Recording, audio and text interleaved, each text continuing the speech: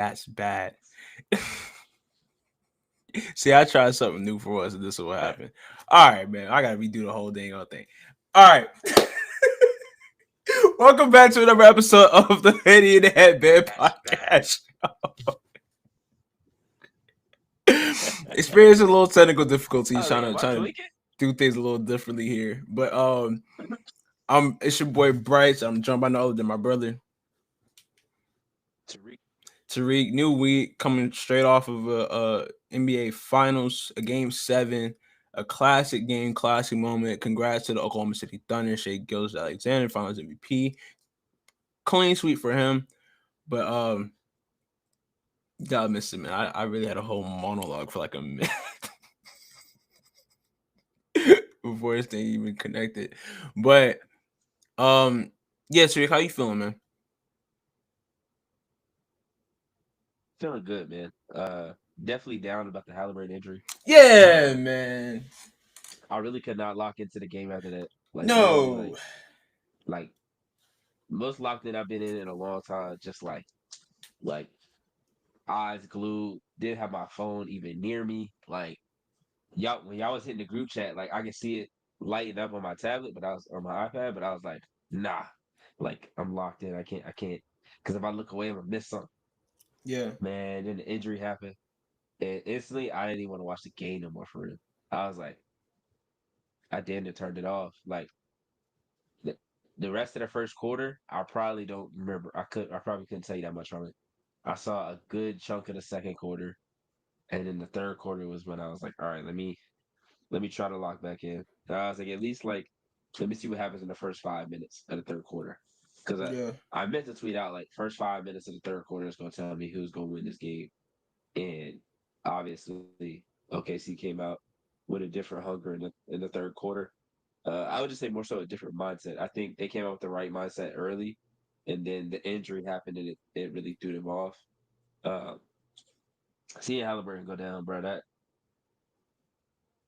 there's like so many different emotions. It was like anger, like heartbreak, um, like just being upset, just like feeling terrible for him, like just knowing like the run that he was on, the mind frame that he was in, the game that he could have potentially had he not gotten hurt, the moment that he got hurt, like what the game that he got hurt in, like literally that is the last possible game that you would ever think about getting injured and getting injured that severely. Yeah. It's just like literally you wouldn't even see that in like a movie or a TV show. Like they wouldn't even do that then. So it's like I don't even know how you explain that. I don't know how you like I don't even know like how he gets in the right. I mean, I'm sure he's in the right mind frame now, but even his Instagram post said like I still am like questioning things. He's like even just thinking about it like still makes me upset, and I can't imagine like the thought process that he has to go through and like the rehab process that he's gonna have to go through, and like I will say this, like I hope that players, once you get a calf injury or an Achilles injury of any sort, just don't play. Don't play. Like I seen a couple different player podcasts, like NBA player podcasts or former player podcasts, like, oh no, you gotta play, like your teammates gonna look at you a certain way.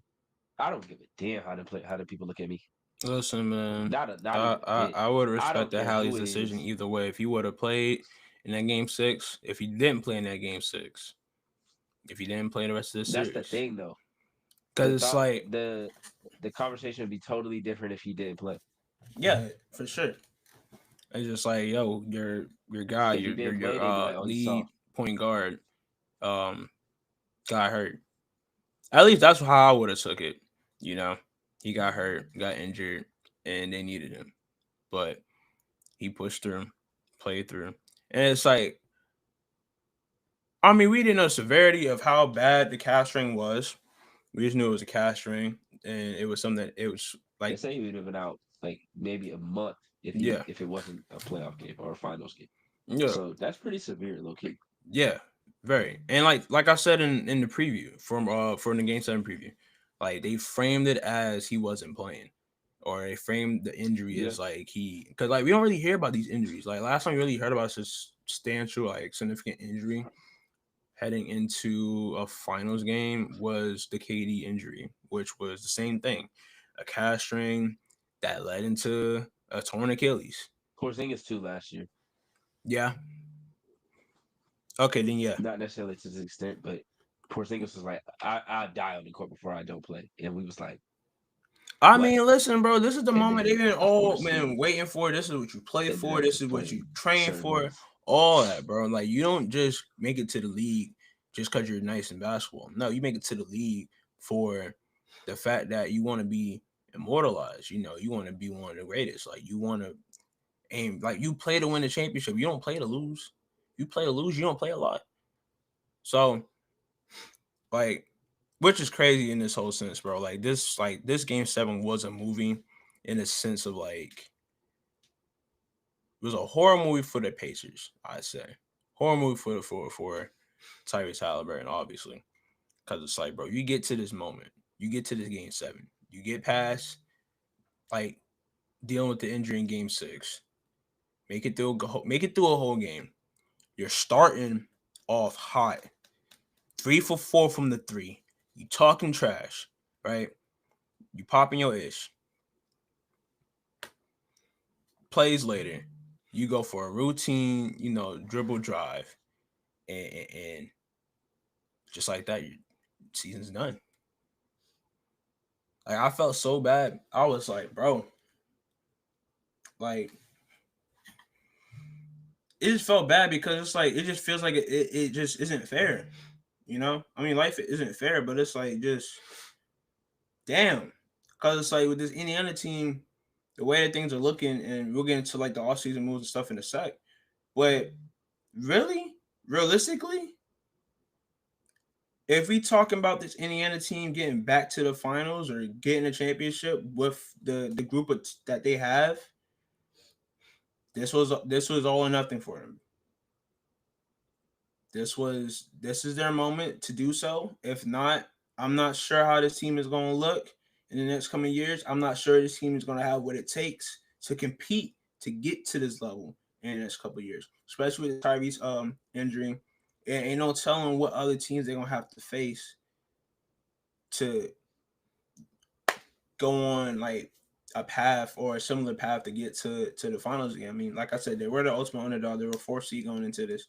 Um, had home court for one series. Um, One of the other two series. Well, no, they beat the Knicks in six, right? Yeah, they beat the Knicks in six. Yeah. Yeah. So, um, but took care of business in their in all of their series. They took care of business in this series too, but ultimately it just wasn't enough. Or, I mean, it was a mix of a couple of things, man. We'll talk and dive into it in just a sec, but yeah, really just disheartening ending for the Indiana Pacers. But a great ending for this Oklahoma City Thunder team, who, in my opinion, I don't want to go too far here, but this could be the start of something special. Um, Shea Gilgis being an MVP, winning Finals MVP, and at a good time too. I mean, he's been with this team since like him and I want to say Aaron Wiggins were on this team when they won 24 games because that's something that they mentioned when they weren't. Lou Dort. You said what? Lou Dort. I mean, Lou Dort too, yeah, and I mean, Aaron just Wiggins on have this team this long? you said what? Aaron Wiggins is on the team that long? Yeah, he had a speech during the parade today talking about how we went from 24 wins in 2021 to champions 4 years later. Damn. Yeah, I don't remember him being on the team that long. I know it's crazy, but yeah, no, like Oh, you know he was. even Shay talking about how when he was first on the team, only averaging only like 19, just slightly over 20 points, and really how the team has grown, like the fan base has grown with the team. So it's like it's really a full circle like completion moment. Um, you have Mark Dano and Alex Caruso. They were together in the G League. Dano coaching Caruso in his early years, and now they're champions together. That's another full circle moment. That's great. And it's good to see like these are guys that were kids, like in their early teen years, watching the Oklahoma City Thunder, like when they first became an NBA franchise, or just watching KD, Russ, and Kevin Durant, or KD, Russ, and Harden, that trio in the finals in 2012. Um, a lot of that's probably like some of their first or one of their earlier memories as basketball players, or just in general, because a lot of this team is young. This team is the second youngest team since the Bill Walton Trailblazers to win a chip in the shot clock era. So I know a lot of teams preach youth and getting younger and wanting to get younger. I know youth is a big thing in terms of sports and in terms of building a team for the future, because you want to have a dynasty, you want to have a legacy. And I think this Oklahoma City Thunder team, like watching them throughout the years, is a blueprint of how to do that. Um, on top of that, in this game 7, they delivered. Hell of a game from Chet Holmgren. He stepped up to the plate.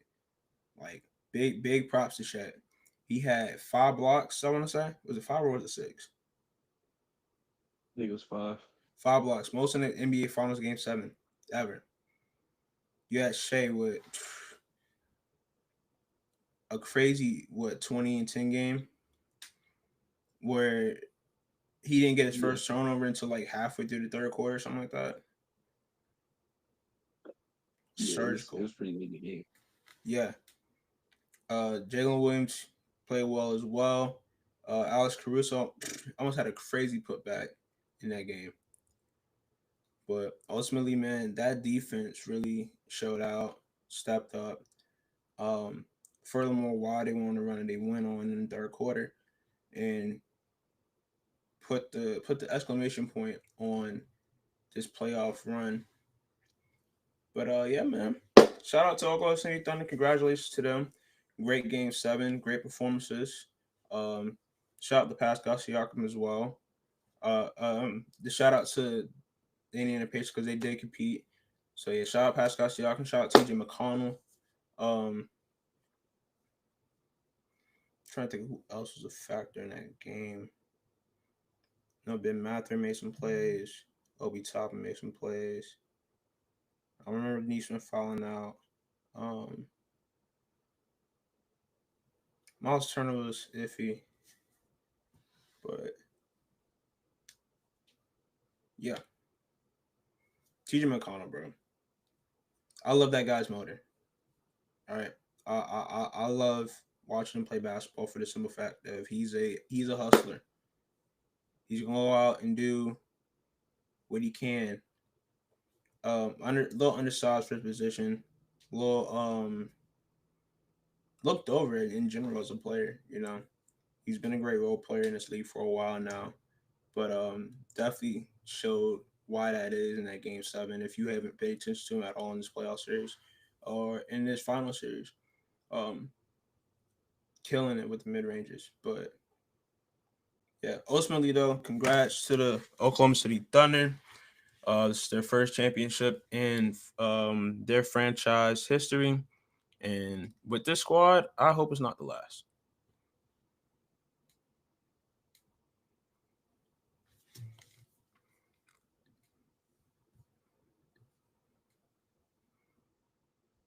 Yeah, I would be surprised if it was the last one. I just feel like for both sides, this was like a best case scenario. Um, you mentioned TJ McConnell. Um, I felt really bad for him just because he feels like one of those vets that like he's done so well everywhere he's been. Whatever role they've asked him to do, he's done really well in. Even when he was with Philly, um, I, I feel like he was on the trust the process Sixers. Like so, like he goes back that far. Like I was talking to some people and they was like, I didn't realize how old TJ McConnell was, and I was like, yeah, bro, I was watching bro Arizona when I was in middle school. Like, and that was a while ago at this point. Like, Sheesh. CJ McConnell he's been one of those great backups for a long time, but he's been like an underrated great backup. I feel like. Um, Bennett Mather had I think 24. He had a great game, and then Obi struggled. And hearing him talk after the game, it makes you realize like the human aspect of it, of him being like he couldn't shake what he saw happen to Tyrese. Um, he was just like, yeah, like there was no way I was going to be able to go out there and play a good game. Like after I saw what happened to Halliburton and stuff like that. So it just shows you the human side of sports and of basketball. Um, I feel like for OKC, like I feel like I saw somebody say this. Maybe it was you. I can't remember who said it, but this is probably the worst they'll be in these kinds of situations. Mm. Um, you know, they had to fight a hurdle too. Like I know a lot of people are like, oh, they wouldn't have won if Halliburton didn't get hurt, blah blah blah. But I think the fact that they were able to weather the storm, whether that emotional hurdle that they were trying to that they couldn't get over in the first half, and then do it in the second half, and it was really like a full team effort. Shea had a good game numbers wise, but he wasn't super efficient. But that's pretty regular for a game seven. Like I even said before the game or during our game seven preview, like I'm not expecting efficiency in this game. Um, and I think he made the plays when they needed to happen, like especially in the beginning of the game when you know there was a lot of nerves on both sides. It felt like, and really the two guys that were ready for the moment in the beginning of the game were Shea and Hallie. So, and then Shea made some huge plays in the third quarter. As a team, they made just plays everywhere. Like Caruso jumped a pass. J Dub got a steal and got a finish. Like Lou Dort was making some crazy layups. Like one of the layups he made, I think that was in the first half. I was like, It how was in in the the first did he quarter. make that? That man had that Kyrie. Yeah, yeah, I was like, yeah. I let was me like, find us your bag. I said, Lou Dort. You Listen, know when I every knew they was bucket gonna was a win? tough bucket in that first quarter. It was Do insane you know when I knew they was gonna win? when he hit that When Lou shot. Dort hit that fall away half court three. I said, yeah, OKC got him. And Listen, I I think saw it and I Halliburton was was still out like, there yeah, for this that. is raps. He made that. I said, yeah, they not losing, bro. They not losing. Because no way he make that and they lose this game. There's no Yeah, way. yeah. I was like, But yeah, dang. shout out to both teams. Like you Yeah. said, we've seen some reports about what Indiana may do with Halliburton missing the entire season next year. The thing that like really got me after like everything set in is the fact that we're going to have to go through this again on starting five. Oh And my there is not a doubt in gosh. my mind that I'm going to Yo. shed some tears. There's not a Bro, doubt in my mind. Not a Halliburton doubt in has my the mind. craziest story because he started off the season struggling hard like crazy. Literally. Like he started off the season Yep. struggling like bad, and it's like Didn't even make All-Star team. bounced back, Did yeah. he? And then no, I don't think he made All-Star team. Then second half of the Nope. season, they have one of the best records in the league That was bad. from All second NBA. half after the All-Star break. Um, actually, no, I want to say they had like the second best record from like January I to think they this might have the season. best record from January. It was like a specific day in January. It was like January like 15th or something like that. Like from Something that like point on, that. I think that's the best record. They like clicked and then yeah. But they struggled like how he struggled to start the season off. Like you mentioned, missed All Star team. Siakam made it. But and then having a legendary run that he had and then just for it to just end like this, bro. Like have Yep. you seen Uncut Gems? No. Okay. You asked me this a lot, but I feel like I've definitely asked you this before on the pod, like maybe years ago. Cause I want to say like this is like an uncut gems type ending for Tyrese Halliburton. yeah, I don't know what that means. Okay, I'm gonna need you to watch Uncut Gems. Yeah, That's Adam Sandler and Kevin Garnett in it. Like, I didn't watch the and I it's an didn't watch the other A24 movie with Adam movie. Sandler in it. They don't do It's an that for me. A24 I've watched movie. like Adam 2, 3 Sandler, A24 movies, and I Kevin ain't really Kevin rock with them. Garnett, um, The Von who Erich else in movie it? was good. Lakeith Stanfield, Rich Steinfeld, the guy off of Atlanta. I know who that is, man. It's not doing Okay. that for me. That's why I made that face. Did Julia Fox do anything for you? No, Okay. I didn't figure. That's why I kind of like it's held back on saying her name. it's too many Julias. I don't even know which Julia that is. Okay. Well, she says uncut gems weird. She's like uncut gems. Uh, Like, oh anyways, back God, to the yeah, see, I'm topic. good on that. Hallie had, I would say, like an uncut gems type of season where it started off rocky, went crazy, went good, whatever on the legendary run, and then just at the end, just yeah, Cool. all came crashing down very quickly. Sheesh. Yeah. Yeah, I just know the behind the scenes of that, or like them being able to like have cameras back there, and then when his girl, I don't know if that's his fiance or not. I don't know if they're engaged. Yeah. I don't know if They I might be think they're married. still I don't just. even know. Anyways, his Um, girl when she posted the clip, or not the clip, but when she posted the picture of her, like, because in the they back. never showed her, so I was like, They where is didn't she? know. Like, They she got to be showed there his somewhere. pops. They showed his pops They and just I showed guess his whatever dad, young relatives and they then even in had the back because they he was showed his holding dad, and kids. I'm like, And ESPN, bro, yeah, why and the I'm like, hell did y'all show the replay 85 times? Like we need to see it more than twice. And then on top of that, every like 2 minutes of the game, Tyrese Halliburton will not return, lower leg injury. Like we watching the game. Now I wasn't. I didn't listen to the broadcast because I was in a loud environment. So where the game wasn't. The game was the focal point, right? It was on the TV, but the audio was unts, okay. But why on the thing it kept saying like we all know he not coming back. Why y'all keep showing us the injury? Y'all love to do this. Y'all love to show us trauma. Y'all show that joint.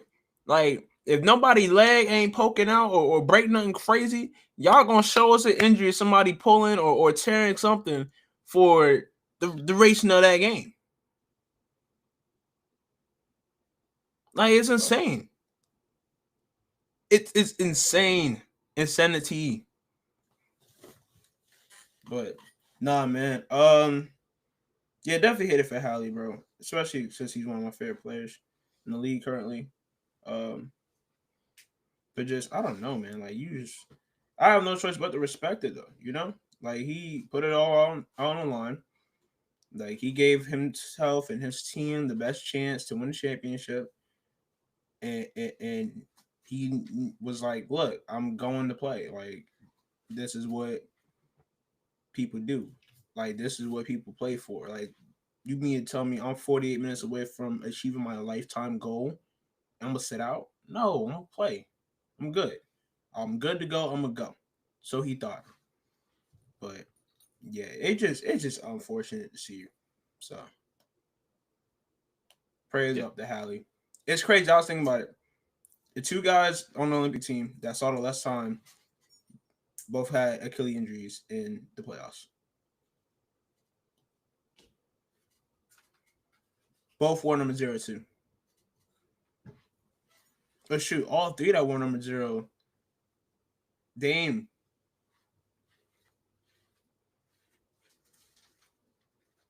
yeah. I've been seeing that all over Twitter.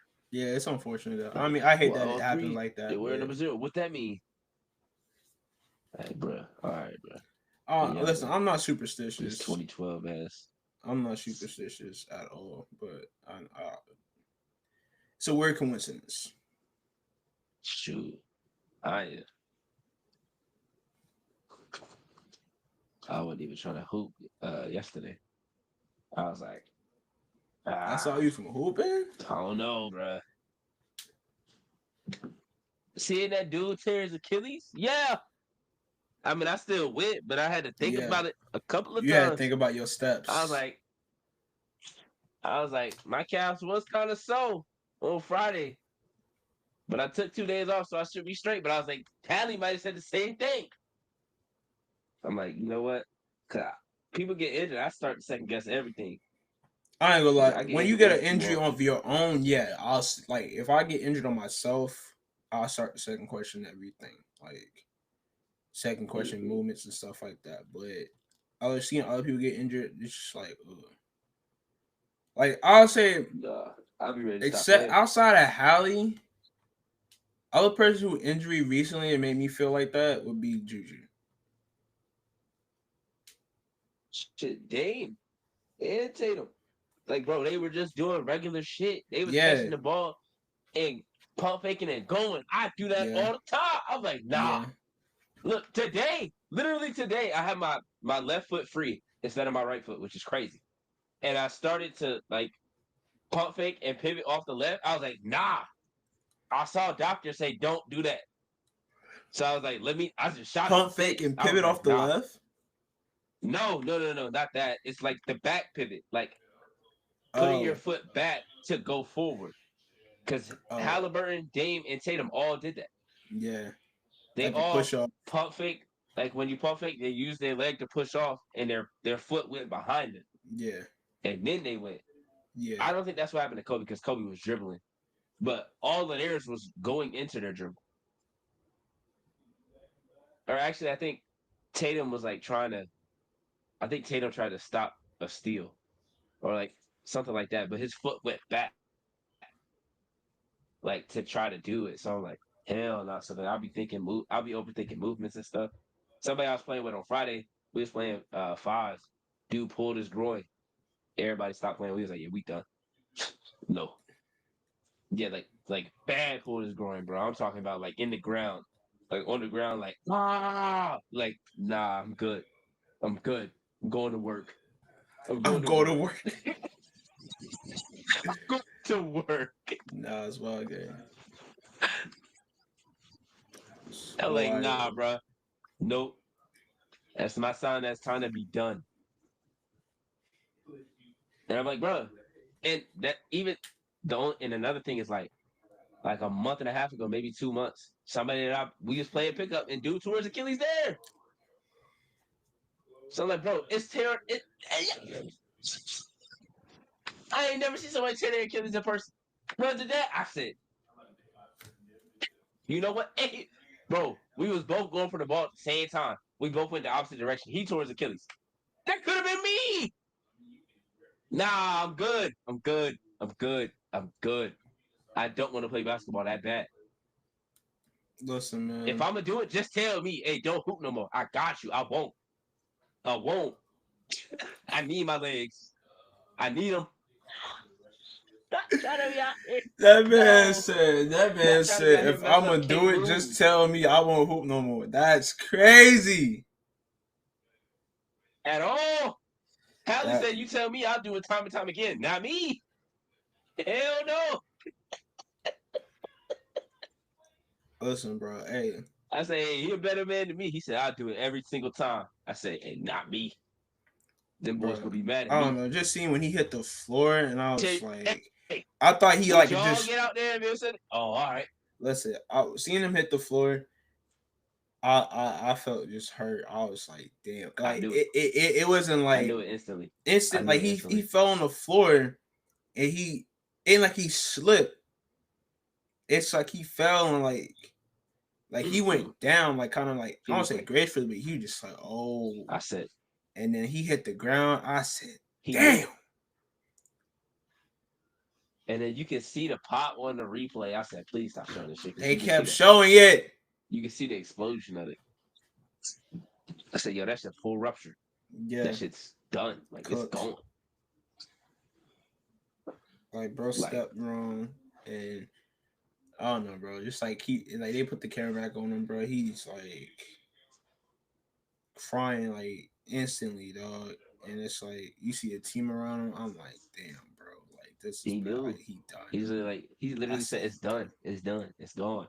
I said, I said I don't even want to watch this anymore. Like I I'm said, done. I that, don't want to watch this bro, anymore. excuse my Turn language, it but that, off. yeah, that shit was just. Kid me would have turned the TV off. I'm not gonna lie. If I was like 10 or 11, I'm not watching it no more. Turn it off. Turn it off. I'm going upstairs. I don't want to watch this anymore. I saw a tweet. It was like PlayStation 5 I'm beeping taking all over something. Indiana. I did see that. I did I see that. was like, Like, dang, oh well. yup, Time to put that game on, man. About this. yup, But that was on a Sunday night. It wasn't nothing else on either. no. Had me hot, bro. But I said I Love think it Island was a wasn't even starting. WNBA I don't game, even think Love and Island it was started like yet. Like Love late. Island come on at 9 o'clock. Yeah, that happened first quarter. Yeah, that injury happened so early. I was like, man, what's on YouTube? No, I'm just kidding. Hey, Oh me man, I and almost Paige went the home. same. They talk about she bring her iPad everywhere. If I was her, or if I had like as much to do as I'm bringing my iPad everywhere too. Yeah, I don't care what nobody says.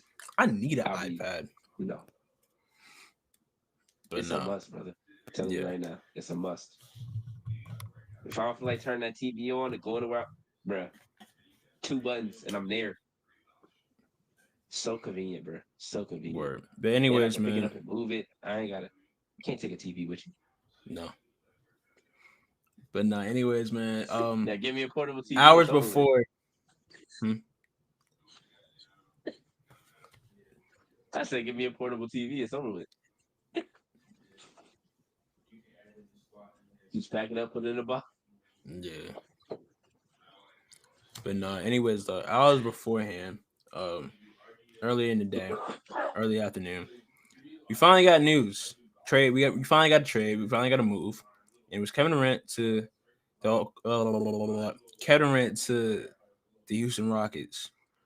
Rockets received Kevin Durant, and the Phoenix Suns received Dylan Brooks, um, Jalen Green, and how many picks they got? I want to say was it 2, 3 second rounders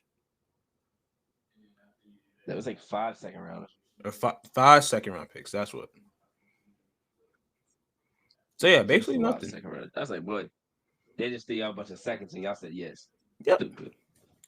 Stupid. Reports were that the trade between Houston and Phoenix, the talks were um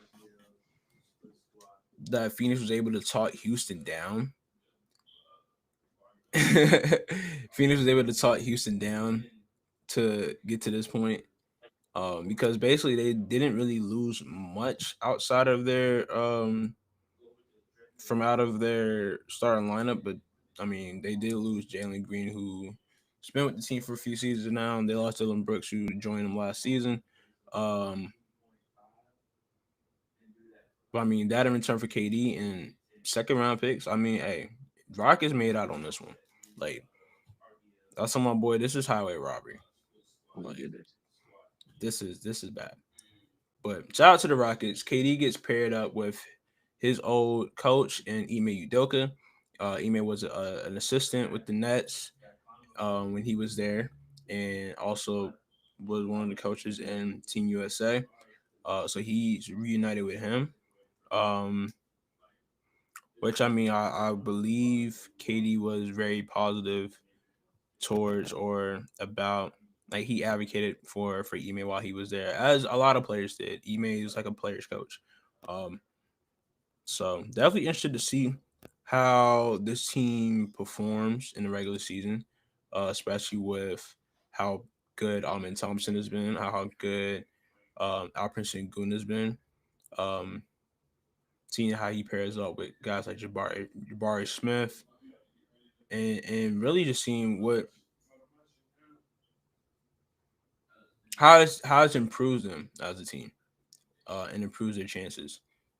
Because I mean, they were what, the second seed in the West this season.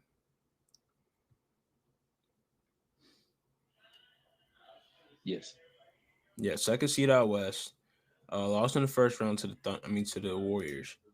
But I mean, yeah, I remember we talked, and I remember us talking about this team not really blowing it up yet or making any drastic changes yet, but they didn't lose a lot in this exchange. Um, so I'm thinking like it's not a bad move. Whereas we've seen teams before pretty much blow up their team for Kevin Durant.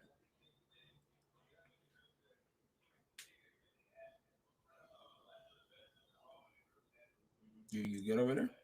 So what? I said we've seen teams before blow up the team for Kevin Durant. Like I was saying, like because we haven't seen because this team didn't really blow up that much. It wasn't much that they lost in this exchange, um, opposed to other teams losing a lot, bringing in Kevin Durant. Yeah, yeah. Or They more didn't have to so, give up many draft picks, even though they yeah. had Phoenix's draft picks, which is crazy to me. Um, they did give up two starters, but those starters are being replaced with Kevin Durant, and then you could just slot in Tari Eason. Yeah. Um, at Dylan Brooks' spot, you still have Jabari Smith Jr., you still have Reed Shepard, you still have Cam Whitmore. So they still have the opportunity to go trade more if they want to, um, especially with having Phoenix's picks and how valuable those could potentially be with the way that their roster is looking right now. Um, um, it's a win-win in a way for Houston, just because I mean, right now he's on a 1 year deal. I would assume he would sign like a 1 or 2 year deal to stay there, but it gives you the opportunity to try to win now. And then even if it doesn't work, you still have Shagun, you still have Amin Thompson, you still have guys like Tari Eason, Jabari Smith Jr., Reed Shepard, and you still have assets.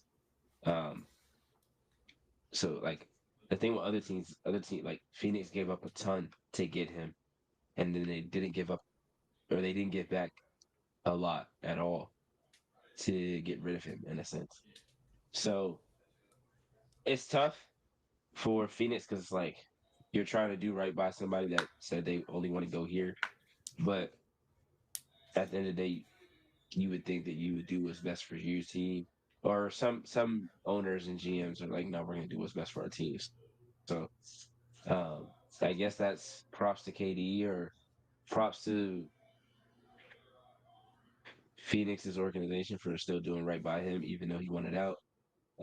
Maybe because it was like a mutual thing of like, all right, it's time to move on. That we gave this a try. Um, for Houston, I hope that they don't try to rush it too much. Like, obviously, you want to try to compete next year. You want to try to contend for a championship. But I know we said like before, or I was saying more before, like you don't want to rush the timeline too much, and then the timeline is gone, or like you don't have a timeline anymore. So I think a lot of their success is based on the Thompson. If he's able to really like, he doesn't even need to be a scorer anymore. He just needs to be more, I would say, more consistent shooter. Like not even like a knockdown shooter or anything like that.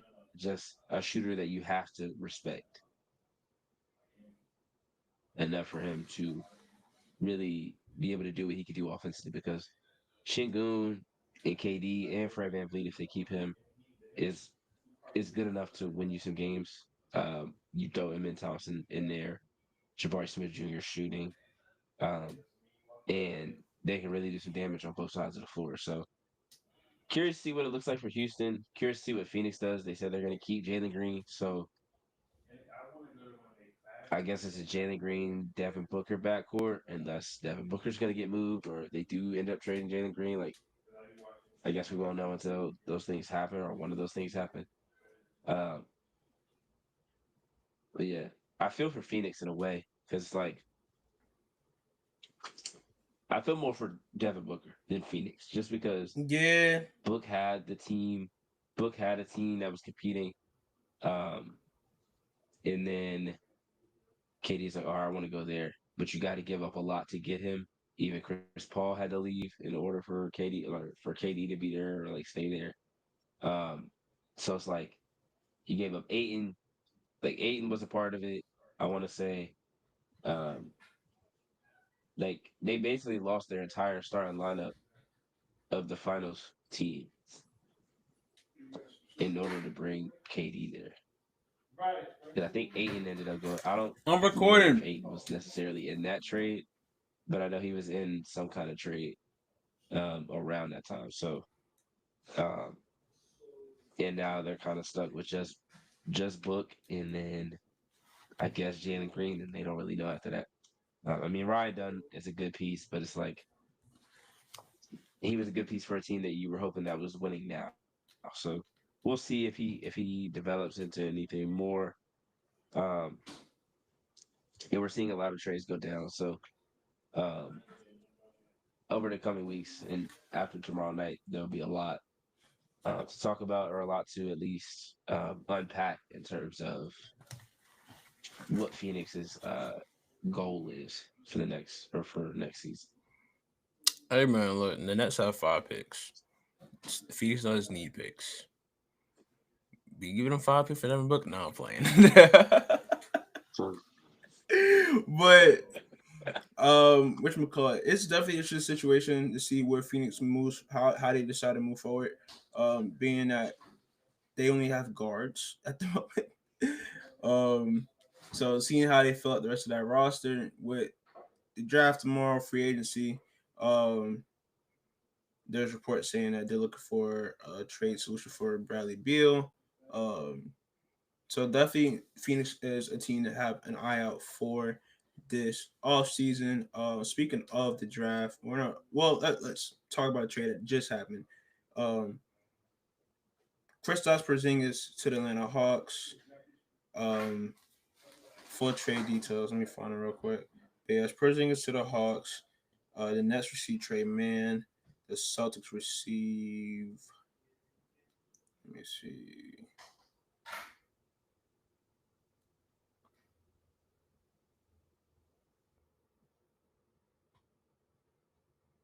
All right, so yeah, Boston, Atlanta, Brooklyn. Kristaps Porzingis in the second round pick to the Hawks.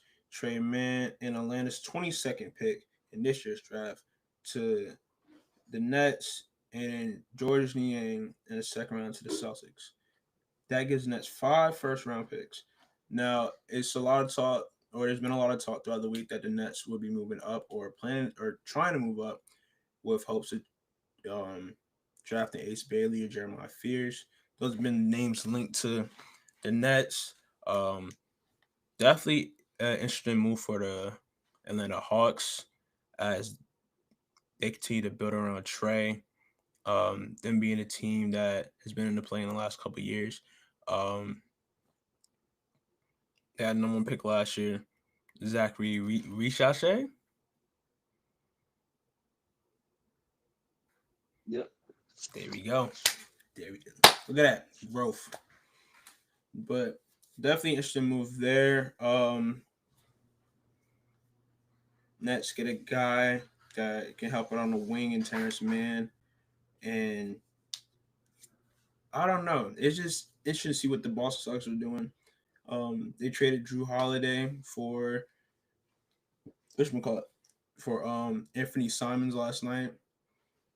So it seems like they are, I don't want to say retooling, but yeah, they're definitely retooling for this upcoming season.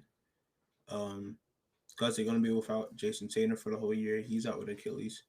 Um, but definitely an interesting move where I feel like I feel like 2 out of 3 teams really win here. I want to say the Celtics is a big win, but I mean it's a guy that can help out depth wise.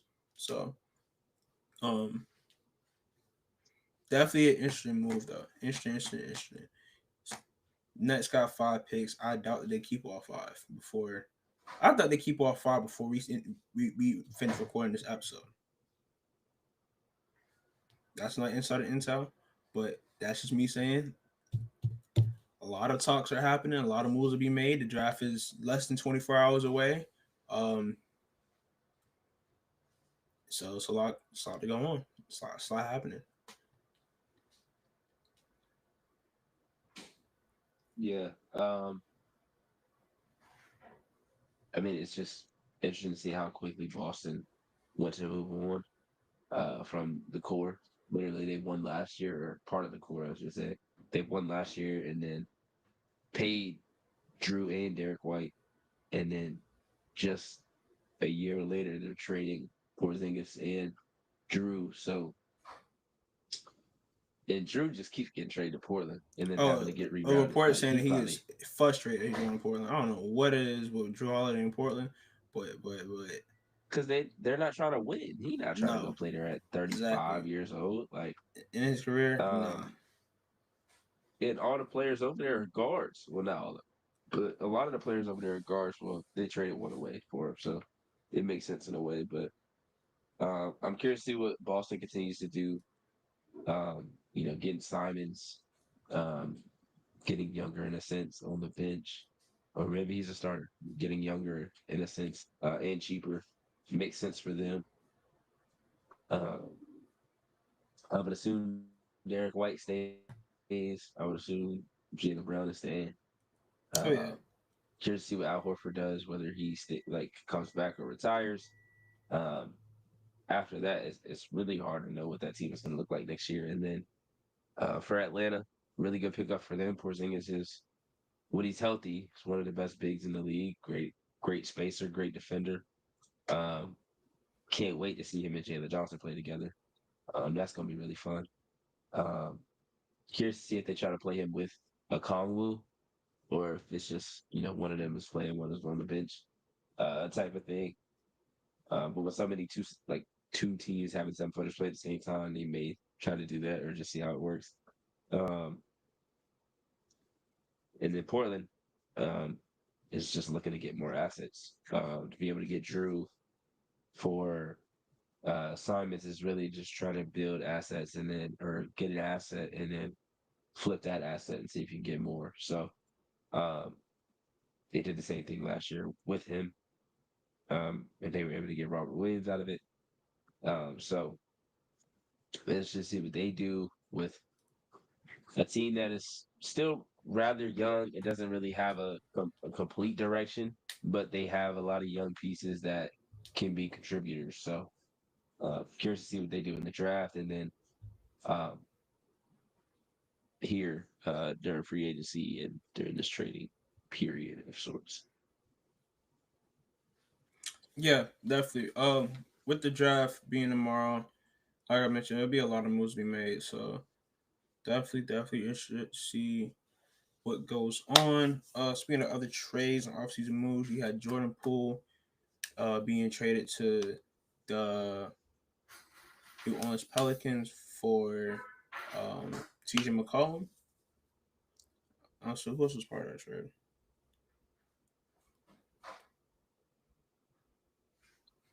No, I can see the name, but I can't think of like who it actually is.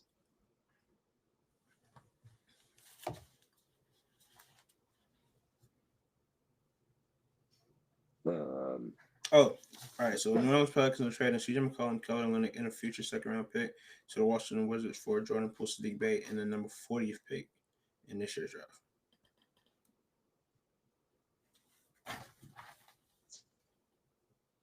um,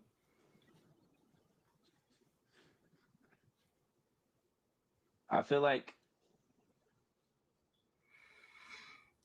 it makes sense for New Orleans, but at the same time, it's like, what's the direction? Like, Yeah, DeJounte Murray is going to be out for a good chunk of the season with the torn Achilles. Um, Trey Murphy and Zion are great when they're on the court, but both of them haven't really been able to been fully healthy the last 2 seasons. Trey Murphy's is more going into the season than it is um, mid-season, but he's been hurt mid-season too. So um, with Dejounte Murray being out, I would assume they're gonna try to make a big push. What's their draft pick? Let's see. They have the Vikings. I mean, number 6, 2025 draft picks. They have Is it 6 or 7? Hold up. They have they have number 7. So depending on what they do at number 7, which could be a point guard, could be another combo guard, could be a Trey Johnson, could be a what's your boy from Oklahoma? Um, Oh, Jeremiah Fears, yeah, Jeremiah future Brooklyn Net. Fears could be one of them. They could try to trade up, try to go get Dylan Harper. Um, I don't know. It's just who's gonna play the point guard. Really, is my question. Um, I don't know. Some of these trades, it's hard to know what it's gonna be when it's still so early in the season because they talking about projected lineup. Jordan Poole, Trey Murphy, Herb Jones, Zion, Eves, Miss. I love Trey Murphy. Love me some Herb Jones. Zion is a beast, but that don't move me at all. So what is the plan for New Orleans? That's my Yeah, question. I don't What's the think plan? this move is a needle mover at all. I feel like No, this absolutely not. trade more so helps New Orleans in a sense. Um, in a sense that you get a guy in Jordan Poole who does have a lot of offensive skill and can My play. fault. No, you good. Who has a lot of offensive skill and he has a little more experience now and still has some more potential. Kind of helps you out there, but it's not something that's like moving, you know. Yeah, So, yeah, I agree. but no, they definitely get younger with the trade as well.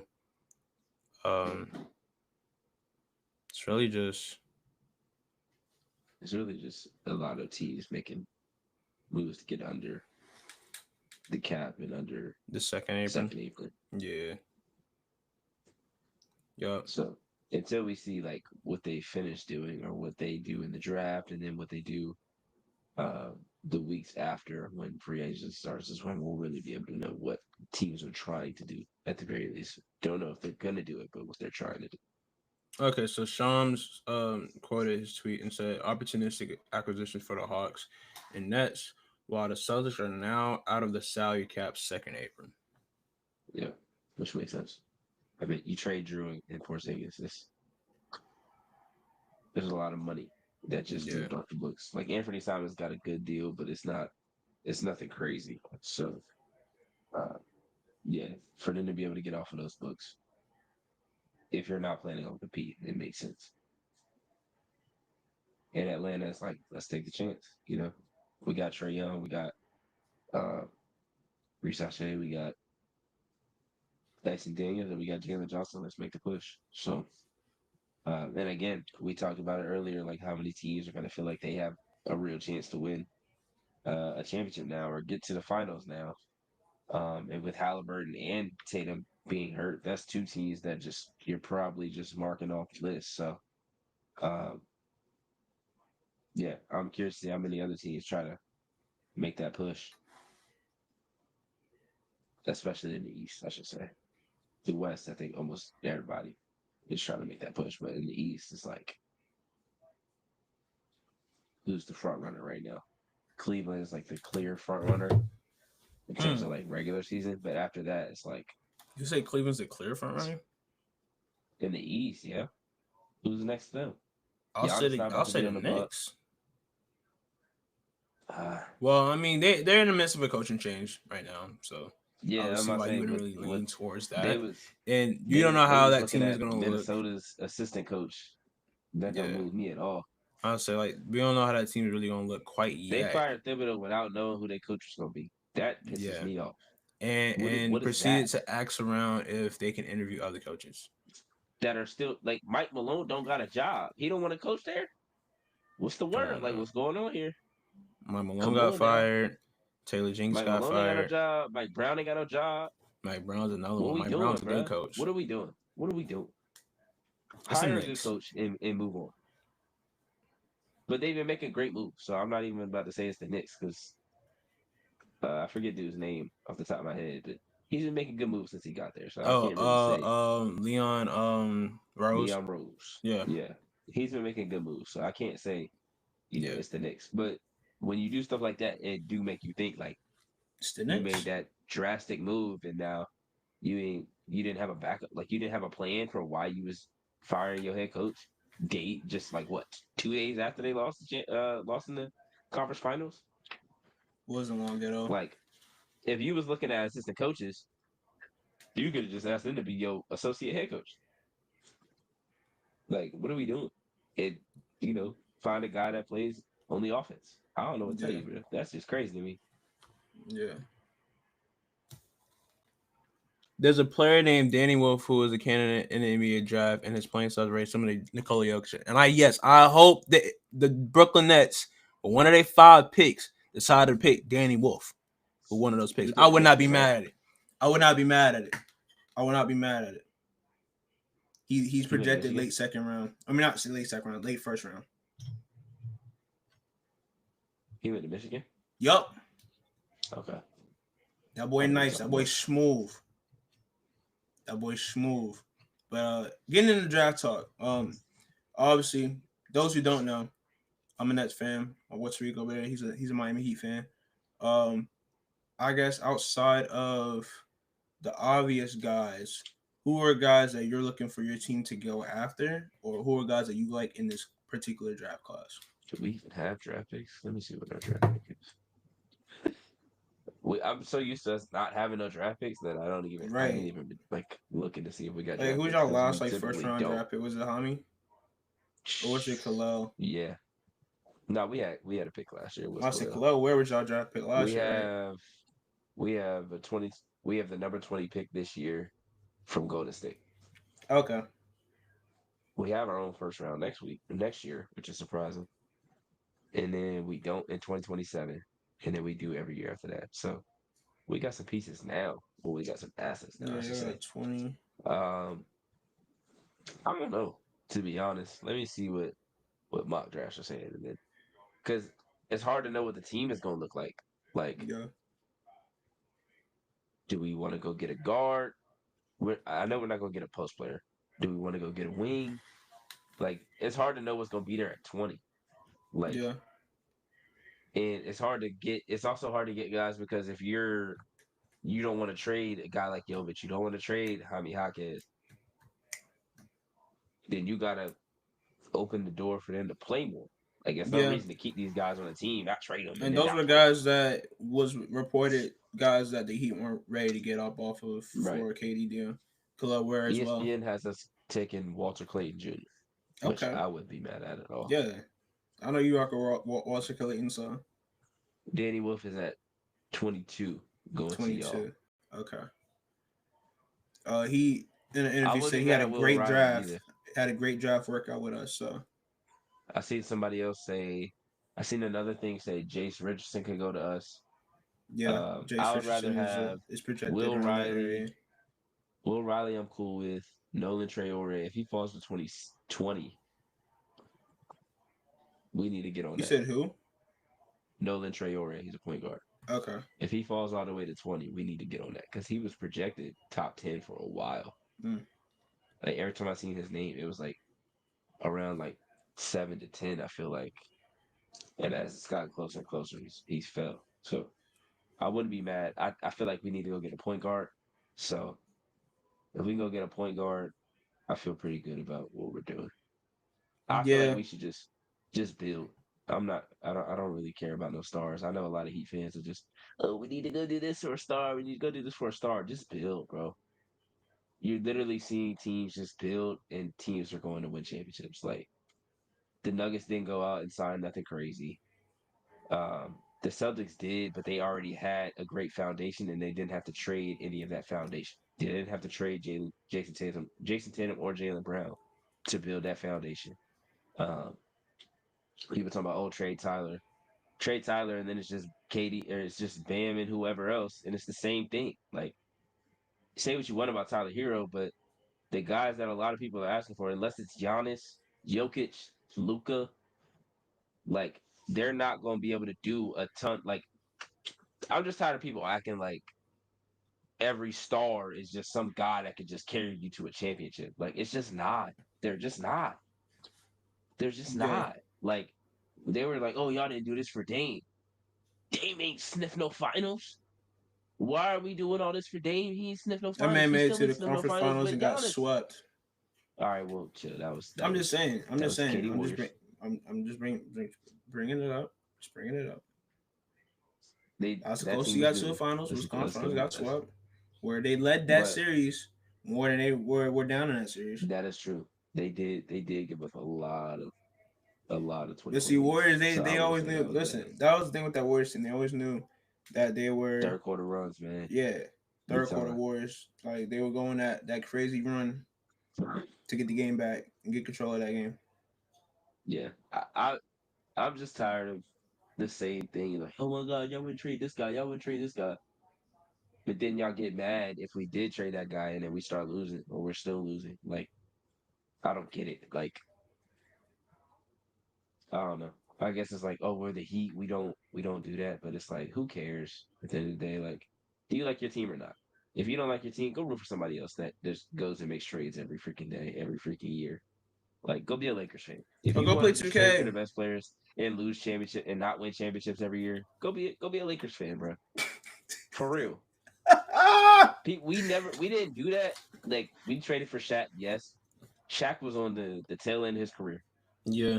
We were able to get one with Dwayne Wade and him, and then right after we won that championship, shit fell off. We ended up Yup. trading him the next year because he was Yup. that we were that bad. We won 15 games the year after we won, or we got swept in the playoffs by Chicago the next year Mm-hmm. in 2007, and then 2008 we won 15 games. What are we doing? That was crazy. And then we signed Braun and Bosch. And then since then we were able to trade for Jimmy, and but everything else around him was built. Like we Yeah. brought in Goran before he got there. Yeah.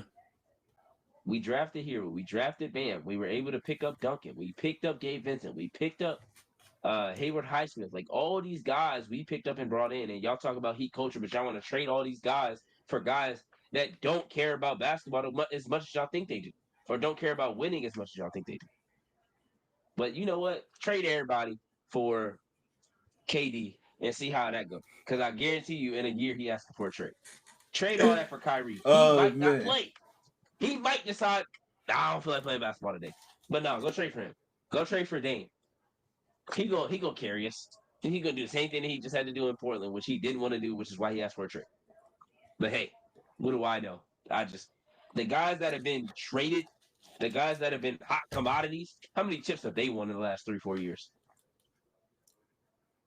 That was on like free agent targets No, and like just big trade pieces. Like, oh, this big superstar wants to trade get traded. pieces. How many rings have they won? You said how many rings you won? How many rings have those players won? Zero. Yeah, nobody's won being All the number two stars for that the have been first traded over year. the last 4 years have not won a chip. The Only last one person was that has AD. done so in recent times has been Kawhi Leonard in 2019. AD in 2020. 80 in 2020, yeah. But outside of that, That's it. who did it? Who did it? Kawhi And had it's PG crazy get how we traded to the see this Clippers. team No right chip. here, or we see like the Thunder, their main guys got drafted. Like Shea was drafted outside of the top 10. J Dub drafted outside of the top 10. Chet, he was a top higher draft pick, Yeah, obviously. he was what, 3? Yeah. Yeah. And was he two? Nah, I think it went. Oh yeah, he was 2. But so I think yeah, he Because went one. it They went went because Paolo, Chet, Paulo it went went Paolo, one, and Chet, and then yeah, then Jabari. yeah, Yeah, and then you because had it was like, oh, it's gonna be Jabari number 1. I still can't forget that. Like they were still yeah gonna no draft the a spot case up that shooter at people have number for 1. Jabari being number one. I don't know. See, that's what I Like, be yeah, meaning let me draft the sometimes. Like 16th some people spot up shooter. be gassed. That's what I be meaning sometimes, Oh, man. no, we're not They doing be that. certain hype around Not certain drafting no players, man. 16th spot up shooter at number 1. I mean, Tweaking. but he was like the hottest player in the country coming out of college. that year That's for some cool. reason. Well, one of them. But Paolo and Chet do way more than he did. Paolo and Chet is levels to this. It wasn't was Jabari one and done? Gerard was one of them. Okay. Yeah, I just I feel like I heard his name in college longer than I should he have, was but one and maybe I'm done. tripping. I believe. But nah, doggone. Yeah, NBA drops tomorrow. I'm looking forward to see who goes where, especially with the developments with Ace Bailey in his draft process. Um, that could work in the Nets' favor. That could work in a lot of other teams' favors because of the fact he was projected number 3 in this draft. Now I'm seeing Ever in mock since that drafts that VJ Edgecombe is fell, projected at 3. Um, and it's in a sense where he kind of is trying to control his destination. destination, Yeah, which makes sense.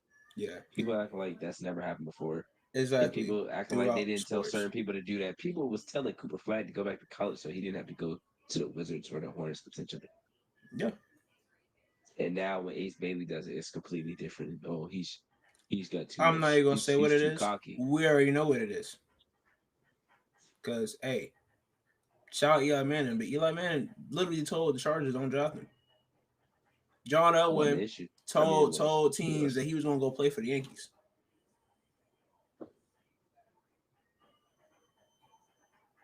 Yeah. Let's not bring the double standard into this, man. Caleb Let's Williams was damn near about to do that. You said who? Caleb Williams, I feel like. Oh yeah, Or yeah. maybe 'Cause it I was think he somebody else. threatened Caleb to Williams was go low back key to like, school. yeah, he was like, I Yeah, don't want to go here. like And he'll go back I to don't school remember for what it another was, but it year was instead of playing for a certain team. like, damn, that's crazy. Yeah, But it's like people, you can pick and uproot somebody, but they can't choose whether or not they want to go there. Like, oh, based off what you did in your collegiate career or your high school or career or based off of overseas, your we're pre-draft, gonna make you whatever. come to this city Yeah, and put our jersey on your back yeah, and play for us. yeah. I don't know, man. Sounds I think crazy. the pre-draft process, I won't say it's weird, but it's definitely like the structure behind it is Man, they hit or said Jalen miss. Brown was too smart. They didn't know he would play basketball. That's when I was like, yeah, this is That's pointless. insane. Like I This is think people pointless. just overthink things, man. 100%. And I then think you people got just guys like, overthink things. I mean, oh, we don't think because the Ed NBA Edwards really draft wants to has play been basketball. like, yes, these are players that can alter your franchise's trajectory in it overnight. Or, I mean, it's based on fit. I mean, it's a lot to factor. Like, this is the real lottery, in my opinion. Like, the draft lottery is a lottery, but like, you really got to play your cards right and pick the right player, make the right move here Yeah. for a lot of teams. Because I mean, this is just a piece of the puzzle. Like, For as many you stars that don't we've win a seen picked championship with early, one guy. You as win a many championship busts with a we've whole gotten. team. Like, you can pick somebody at 3 that you feel like is for sure. Like, at least this is their floor. And they don't even hit that. And a lot of times it's got to do with culture. It's got to do with coach. It's got to do with Yup, whoever they put around them. Like it's a lot of yup, different things that go into it. So it's like, yeah. Like just like these players, or just like these teams have to pick the right player, these players have to be picked by the right team. yeah, Because if not, it can either help or hurt their game. It can help or facts. hurt their game. It can help or hurt the team. Like,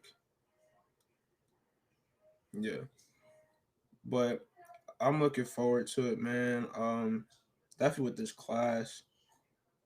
Some sleepers are out there in terms of late round picks in this first round. Um, Definitely interested to see where like a guy like Trey Johnson ends up. I think he'll be lottery, but it's just a matter of where. Yeah, Of course, my Duke boys, Colin Knippel, Kamal Malawat, Tyrese Proctor. Those are other guys I'm looking to see where they fall. I feel like Duke can have 3 guys in the lottery tomorrow. Um, Trying to think of who else. Obviously, I would like to have Jeremiah Fears in Brooklyn. If not, Ace Bailey. Um, I would say Ace first, but really I would want Jeremiah because that's been the guy that we've been looking at for a while since the draft lottery results. Um, He hasn't left New York since the season ended. Like he just been training with Brickley all season. He's like, yeah, I'm chilling here. It's my Yeah, spot. yeah, Not going nowhere else. yeah. So I mean, hey, if Brooklyn can keep him in New York, it's cool with me. Um, who else was there? Ryan Kalkbrenner's another name that's been thrown out there in terms of mock drafts for like the Nets later I've seen picks. him going like I don't know. I just felt like with the way that those kinds of I feel like that players might have be a been talked about sleeper the pick last for couple of somebody, years, bro. I didn't think he was gonna be high. I thought he was gonna be like mid second round or they talking about he might go right at the end of the lottery or like right like not at the end of the lottery, but From like like as soon as the lottery 15 to ends, whatever. he can go from like 16, 17 to like 24, 25, or Yeah, he could be a late first rounder. I'm like, dang. Like I thought with the way that they talked about guys like Edie, um, what's the boy name? Garza, somebody else that was like a great like college big. center. Yeah, great center, but they didn't really he didn't really get the time just because they're like, yeah, he got slow feet, Oh, da da like da da. what's the boy that played in Utah? What's the boy playing in Utah? I want to say he played in Utah. Walker Kessler. Yes. Yeah, they were Yeah. kind of saying the same things about him too. Yeah, yeah, absolutely. Yeah, those kinds of centers, they were like, some of them got good grades. Some of them were like, yeah, they gonna be second round. They might not get I feel drafted. like people Like overthought. some of it made sense, but some of it's like, bro, I these feel like dudes can people play. Like, overthought Jack Edie, bro. yeah, I agree. I mean, rightfully so though, because it's like we have seen those kind of players, like no national player of the year, just dominant forces in college, not phase out and make the transition in the league. So it was a valid criticism Yeah, there with him, but yeah, trying to think about other guys. I know I've seen in other mocks or just seen just talks. Um, guys like Rashir Fleming, um, Neek. What is his name? Neek something, bro. I just see his name too. Now I already forgot. N-I-Q-U-E. I seen Jaeger Dimmitt was pretty Yes, low on some people's thing too. I'm he's like, another guy that's linked to Brooklyn's later picks in this draft. yeah, I thought he would be a top 10 to 12 pick too, and now he's falling. So it's interesting to see like how many players are like projected top five, projected lottery for so long, and then you get to the draft process, and all of a sudden they start to drop. Yeah, for whatever reasons. I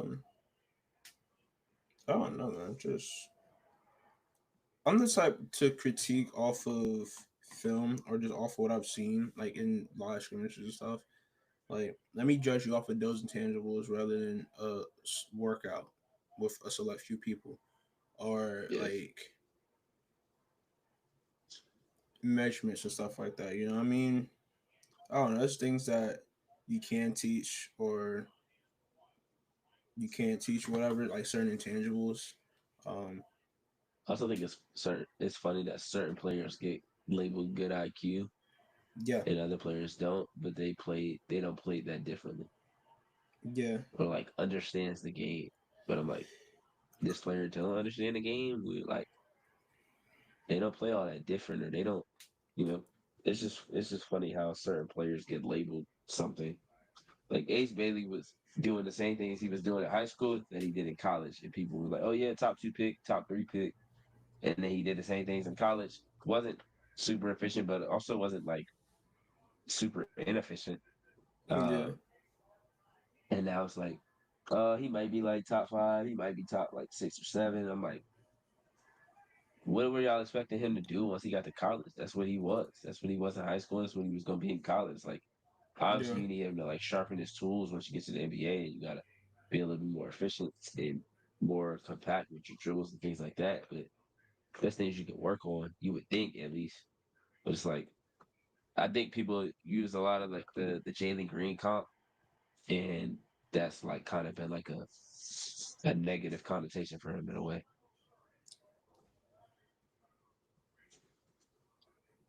I'm looking at the Athletics big board, and this is interesting. They got Neat Clifford. That's his name, Neat Clifford. Yeah, But they got guess where they got Ace Bailey at on their big board? 7. 12. Whoa, Yeah. who's at 12? Who's at 12? Hold on, I just had it up. Ain't that OKC? No, we can't let this happen. Is it OKC? Yeah, we can't let this happen. Oh No, my no, no, it's the god! Bulls, I it's the mean, Bulls, the Bulls, the Bulls, the Bulls, the Bulls. okay, okay, okay.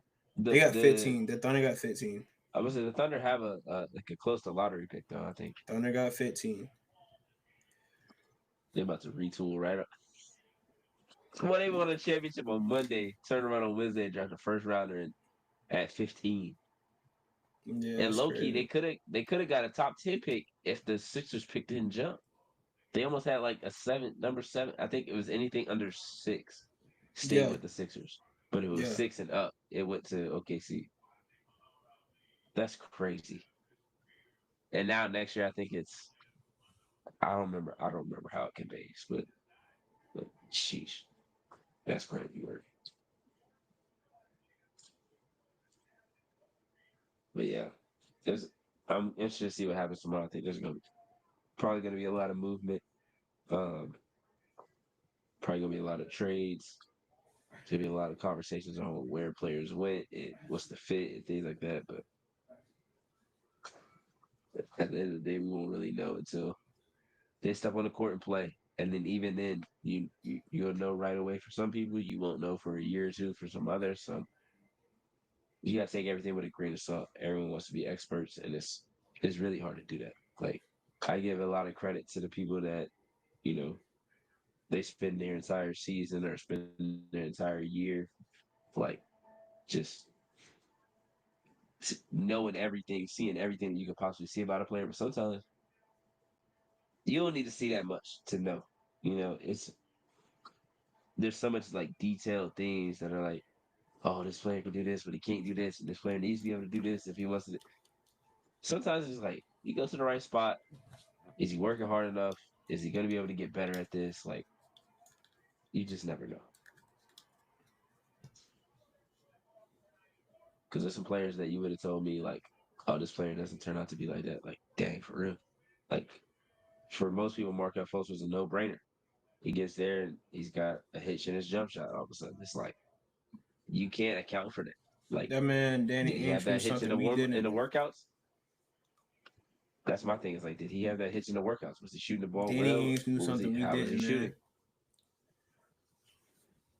And then you got a guy that's a 6'8", 6'9" guy that can shoot, score, super athletic, can make plays off the dribble. Like, nah, we're gonna take this point guard. They took 2 point guards ahead.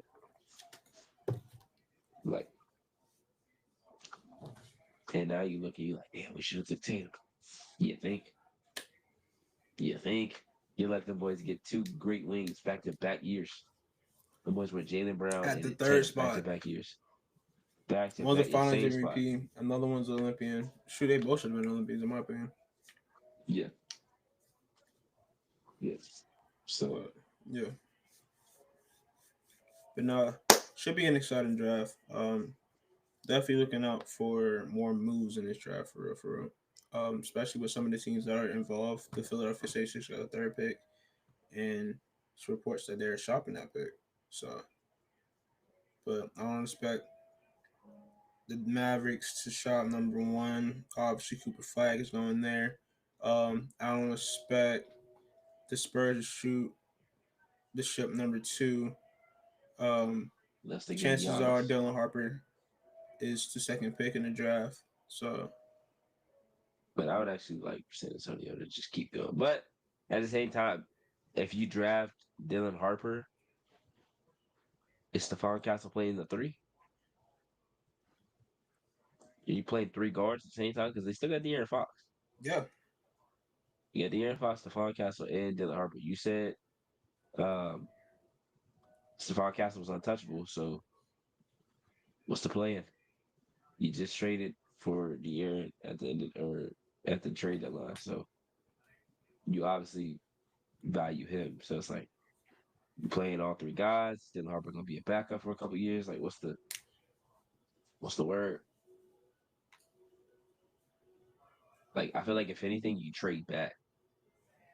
Yeah, Like you trade back, maybe get multiple picks in the first round, or get to a spot where you know somebody that you want and somebody that you can like put in a spot. But it's like they have guys like they have Devin Vassell, they have Keldon Johnson. Like obviously, Keldon Johnson's probably more expendable than the other guys, but you still got like Sohan, you got Wimby, obviously. Like you got a lot of spots that are kind of filled, and it's like, and they still have the decision on Chris Paul. Like Chris Paul might want to come back, be the backup there. So it's like I don't know if you do make the draft. If you do make the dang, that's a draft lot of choice, guards they got, bro. do you have a spot for that draft choice? Even if it's not Dylan Harper, like even if they go with a wing, does that mean Devin Vassell's going to the bench? Is that player coming off the bench? Like I don't know. That's what makes the draft so interesting. Though. For sure, for sure. But we'll be tuning in, tweeting about it, talking about it, recapping it all next week. Yeah, I'll be watching numbers on the boards version of it though. I was like, Yeah, oh, if I you're know what watching the draft draft, coverage I'm watching. turn off Sean's notifications. You gotta worry Oh about Woj this yes, year, but turn off Sean's facts. notifications. Mute Now watch Sean's. Chris Hayes gonna try to get in on it, and that's gonna Right. boy. I'm gonna mute him too for the sake of it. You know. I gotta mute sleeper because they be doing the Oh same thing, yeah. but they be like, all They right, bro, because I'll get don't the piss me off. notification before I even get to the doggone Sean's tweet. Yeah, yeah. I'm like, all right, let me just Like they stop somehow just faster looking than at my phone, Sean's. Like they in that man drafts. Like bro. I got the notification from sleeper saying Porzingis is a potential shooter or Atlanta is a potential shooter, and then 3 minutes later, the Sean's thing said he's been traded. Like, hold on, bro. Y'all said potential shooter 3 minutes ago. Now all of a yeah, sudden he's it's traded like already. boom Y'all boom. late. It's like when Y'all I late. talk something in the group chat, it's like, dang, this man B got sources. I was like, not yet, but I But mean, when I do, it's gonna say via sources, per sources. per That's sources, right. That might be my least favorite word in per sports. sources. Sources. Boy, Steven used to I run out hate with that. that. You like, My yeah, source people I'm told talking me. to, the sources I got, and he used to He be did it always loud today. and wrong. He did it today, or maybe it was yesterday. After the KD trade, and Brian Windhorst was like, "Yeah, it'll be interesting to see if KD gets, an extension." Oh, he's getting that 2 year deal. He's signing a 2 year deal. They're giving him a 2 year deal, and he's like, "Okay." He's like, "Well, let me say this: they're gonna offer him the 2 year deal. We don't know what KD gonna do. Can't nobody tell you what KD gonna do. KD can't tell you what KD." I'm like, all right, bro, you doing too much at this point. Just let it go. Let it go, gang. You Nah, doing that's way too what. much. Yeah, And Brian Windhorst was just like, okay, okay. yeah, nah. It's like, sure, he got sources too, brother. But okay. Come on now, Stephen A. we're feel like his years removed sources from was, this. come on now. Why would Same you do show that? too. Why would they do Why would that? he do that? In there. Bro, I don't even remember what the trade was. Was it I Donovan want to Mitchell? say it was a trade involving either. I want to say it was a Donovan Mitchell So like he trade. was asking about Utah. It was the Donovan But they Mitchell did trade. this? Why would they do that? Yeah, it was the Donovan And Mitchell then trade. boom. It's funny. Yeah. But all right, we got. I got nothing else NBA wise. Nah. All right, WNBA. All-Star returns. First All-Star returns came back. Quite shocking results. Some of these teams' fan bases are stronger than others for sure. There's a lot of Zaza Pachulias out there, man. Just keeping it a buck with you, man. Oh man. I saw Demirs Dantas on there. And I love Demirs Dantas. What are we doing? She's not even a starter. What are we doing? What are we doing? Like, All right, bro. Shoot, the Water Bonner should have waited. She'd be higher on that list. Stay on the team. Oh yeah, Dawana Bonner has requested a trade from the Connecticut Sun. No. And the Not Indiana the Fever. Connecticut Sun, the Indiana Fever. Oh my gosh, where did I get Connecticut Sun from? That's bad. Because she used to play there. I know, but like still, like we doesn't even think like. Anyways, WNBA All-Star first returns. Let's see. I actually wouldn't want to see her in Phoenix, to be Yeah, honest. first returns. Oh my gosh, the whole Land of Dream. I'm not Land of Dream. Indiana Fever's on here. Yes, Uh, bro. Obviously you got Caitlin Clark leading the way in votes. You got Nafisa Collier following her, Aaliyah Boston, Asia Wilson, Brianna Stewart round out the top five. Then you got Paige Beckers at 6, who I thought probably would have been a little higher. Kelsey Mitchell at 7, Sabrina and UNESCO at 8, Lexi Hole at 9, Kiki Iria Finn at 10. I'm not mad at Kiki. I That voted makes for Kiki, I sense. believe. She's been on mine every time. Yeah, I voted for Kiki. Uh, I think I took her off to put Only back person on I'm not my last really one. agreeing with here is Lexi Hall. Yeah, that's no shout out Lexi, but Yeah. like Aaliyah's too high, though, in it's my levels to opinion. this. Aaliyah being number 3 is Yeah. kind of wild, but at the same time, it's like, whatever. Some other notable returns or notable votes. You got Kelsey Plum at 11, Sock 2 at 12, Andrew Reese at 13, Alicia Gray, who's had a phenomenal season at She 14. needs to be way higher. She needed to replace Lexi Hall. She needs to replace a few players in that time. And not understand replace just like flip. Oh Her yeah. sheet needs to be this number. But Yeah, like I think it is what it I, is. I think she should be no lower than no, I won't say no lower. I would think she should be in the top 5 in votes, if not top half of Yeah, votes. Like, yeah, absolutely. yeah. Based on the season she's Yeah, had. absolutely. John Cole Jones at 15, Natasha Howard at 16, Gabby Williams at 17, Neck at 18. The disrespect. Yeah, tweak. The disrespect on them last two names is crazy. Derek Hamby at 19, Rakia at 20, Lisa Thomas at 21, Camilla Cardozo at 22, Sophie Cunningham at 23, above. Oh my gosh, these next three names you're Sophie Cunningham at 23, right? Above Jackie Young at 24, Ryan Howard at Mm-hmm. 25, Skylar Mm-hmm. Diggins at 26. Uh-huh. Yep. That's That's insane. Indiana Fever fans. That's insane. They're strong, man. That's insane. They're strong. They're Dejanay strong. Carrington at 27, Brittany Sykes at 28, Natasha Cloud at 29. I feel like she should be higher on this list too. Um, Yeah. Damaris Dantas at 30 with 70K votes. Way too many. Respectfully. What are we doing? Kay Martin at 31. You got Timmy Benley at 32. The first Golden State. No. My fault. I'm still stuck on last year. I was gonna say Timmy Benley was the first Golden State Valkyrie on the list that we seen, but Kate Martin is right ahead of her. I'm But those surprised. two are Kate the Martin ain't high. first. You said Them what? Iowa fans. So I'm surprised she ain't higher with the Iowa fans. Right. Tina Charles at 33. Arike Gumawale She deserves to be that low. at No, 34. we're not doing this. She No, deserves to be that no, low. I'm laughing because it's like I don't know. I feel like they knew not to vote for her, as in like Wings Well, I fans, mean, it's only Page 4 guard fans. spots. If Well, you vote yeah, for her, you kind of dumb.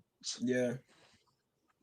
That really makes it easier. I mean, it makes it difficult to pick 4 guards, but it Yeah, makes it easier for certain players to get left off. yeah. You got Sonya Citron at 35. She She needs to should be be higher. much higher.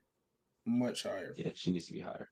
Marina Mabry at 36 should be a little higher in my opinion. Brittany Griner, 37. DeWanna Bonner at Too high. 38. Kayla Too high. Thornton. Kayla Thornton at Yeah, 39. She should be BG and higher. DeWanna Bonner have not been good this year. They're too No. high. We had Caleb Thornton at 39 should be higher. Caleb McBride at 40 should be a little Too higher. high. I mean too low. Yeah, yeah, that's crazy. Yeah, Gavin Williams needs to be way higher too. Four fewer players They in the tweaking. top 10. You said what? To four fewer players in Oh, the four top fewer 10. players. Yeah, that's crazy. But yeah, I feel like it should be Gavin two in Williams that needs to third be one. top I 12, feel like it should be two. 14. The two obvious ones in Aaliyah Boston and Yes, and that's it. Caitlin Clark. And then Oh, I would Lee. say Kelsey Mitchell should be outside of the top 10. Oh, she's there. She kind of thrown on the ground. About to come in with that Superman punch. Where they're Hey, they rolling. got their whole rotation in the top 40. Hey They whole man, rotation in the top 40. that's that Zaza Pachulia, man. You got Natasha Howard at 16, Sophie at 23, Damaris Dalton's at 30, DeWanna Bonner at 38. Come on, come on.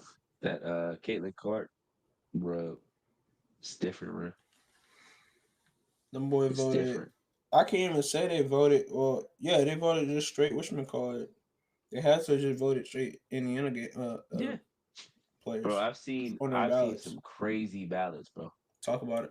I've seen some crazy ballots, and I'm like, yeah, this is what happens. This is why fan votes don't matter as much because I've seen some great, like, I've seen like they've done the whole team, and then they pick like two random players, and they just pick two players that I'm like, bro, what are we doing?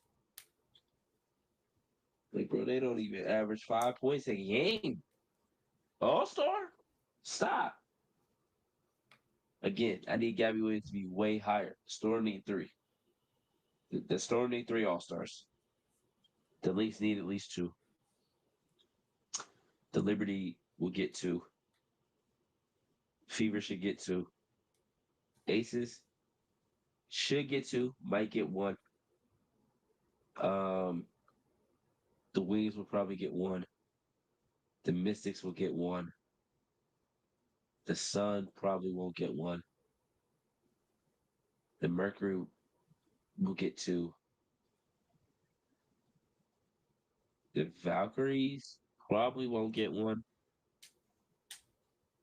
The Sky will probably get one.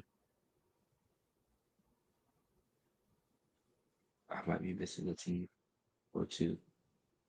The Dream will get two. I don't even know how many people I just said, but there's a couple teams that are going to need multiple. Like the Storm going to need at least three. Because if Gabby don't make the All Star team, I'm going to be. Yeah, She's especially been with the freaking week that hooping, bro. she's had this week. Triple double, double double, career high in assists. It's not playing with her, bro. DPOY year. Come on now. She needs to rack up the awards. I need All Star, All W, DPOY, first team All W defense. I need all four of those. I need all four of those. We talking Yeah, about, bro. None of them can be started on the steal she be having. She out here looking like Hannah Hidalgo in college. When Hannah was averaging like 5 steals a game. We talked about that every week, though. We yo, was like, nah, this is crazy.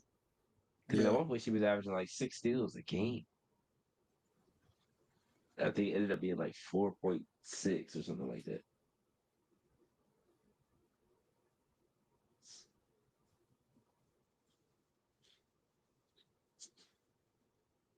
Crazy work. But yeah, it's been a good week in terms of hoops. Uh, the Fever Aces game was really good. Uh, yeah, we got some good hoops with the Wings and the Mystics. Three Rookie of the Year candidates all did their thing. Page hit the game tying shot to go into overtime, and then Sonny Stroh hit the game winner in overtime. We seen we kind of seen it at the end of last week, but we know who is going to be the Commissioner's Cup championship game now. Fee missed the game, and the Lynx still won. They are 11-1 at this point. I think they're playing right now, but I can't get the Mystics game on at the moment. So um, let me check that score real quick. Um, the Storm look really good.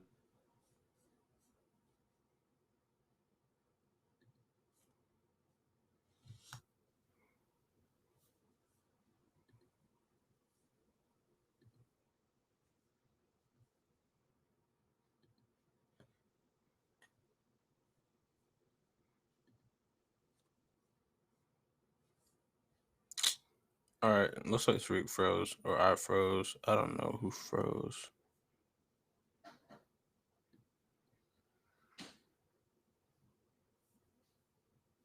Oh, I froze. Great.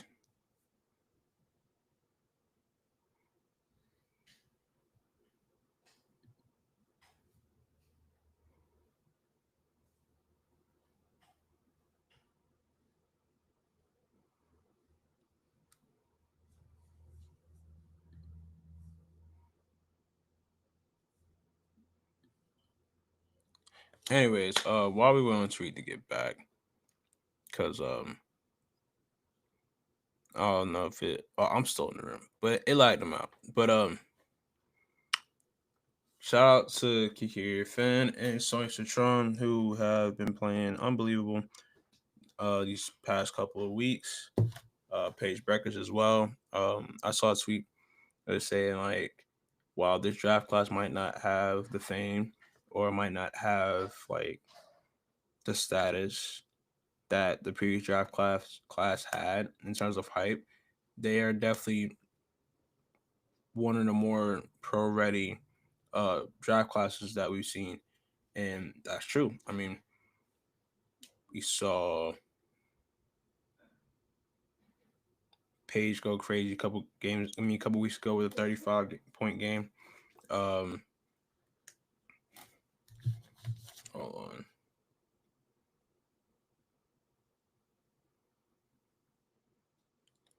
Oh,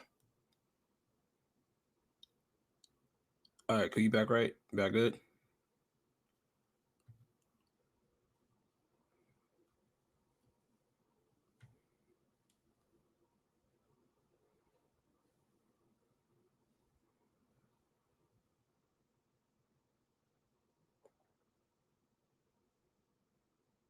You get me? Yeah, you good.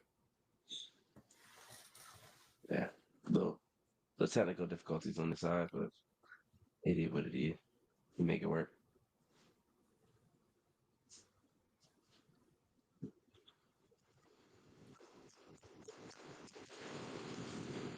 But yeah, I was on some kind of rant. I think I was talking about Shakira also. Um, I just think it's interesting how well she's played, or intriguing, I should say, more than interesting. Considering we were just talking about um, like Aaliyah Edwards' role on the team and things like that. She still hasn't had a big role. She's played eight. She played 8 minutes against the Wings, or sorry, against the Lynx. Oh, sorry, that's tonight. She's played 8 minutes tonight, um, which is not bad considering it's just the first half. And she hasn't played a ton recently. Um, then we got. I need to see the Sparks healthy. Like I'm just, but as time goes by, it's getting further and further away from them being able to make that push. I mean, granted, there's still a lot of games left, but in a Western Conference, it's not like they have a ton of teams that they can just bypass. Uh, no, Vegas is 6-7 and only 2.5 games ahead of them. Golden State is ahead of them, and I want to say Golden State has a tiebreaker over them as well. So uh, they've definitely got their work cut out for them. I mean, Washington is 6-8, Indiana 6-7, Eastern Conference is kind of similar to the NBA right now. Like New York is 10-3, Atlanta's 10-4, and then after that, everybody's under 500. In the West, you got 12-1, 11-4, 9-5, 7-6, and then Vegas is 6-7. So I'm interested to see when Cameron Brink is able to come back. Her timetable was around this time. Uh, but she was pretty adamant on her podcast that she wasn't going to come back until she was ready. And that was like, I don't know, mid-May, early May when she said that. So um, again, if you're the Sparks and you're Cameron Brink, you're more focused on the future than you are this specific season. Um, the Dream have been really good. Uh, Alicia Gray has been phenomenal. As I say that she's 2 for 10 tonight, but that's okay. Um, I've seen they are potentially in talks for DeWanna Bonner. I honestly don't know how that like how that would really work because they're playing the two bigs with Griner and Bree Jones. I guess she could be the first, like one of the first players off the bench. But if you you're gonna have to trade like a Nas Hillman and a Nia Coffee for DeWanna Bonner, like just giving up two pieces to your bench for one player who hasn't played well this year. Like if we're being honest, she just hasn't been very good this year. So um,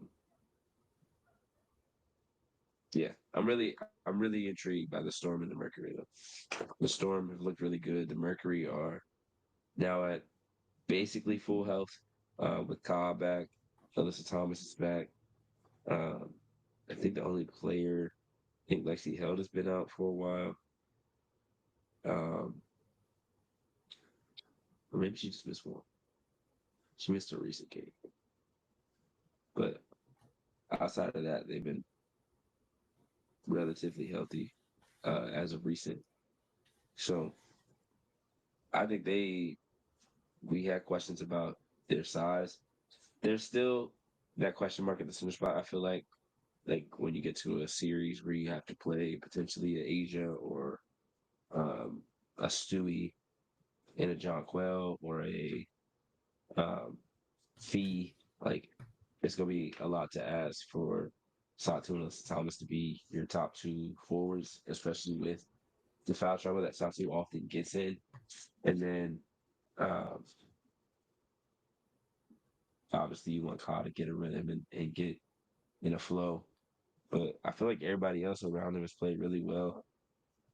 And then with the Storm, like their top players have just been so great that they can beat anybody on any given night. Like Skylar's been great, Neck has been great, Gabby, Ezzy, um, yeah, and then even Erica Willis been able to give them really good, really good minutes. Um, and that coming from me is saying a lot because I was Yeah. really tough on her the last couple of years.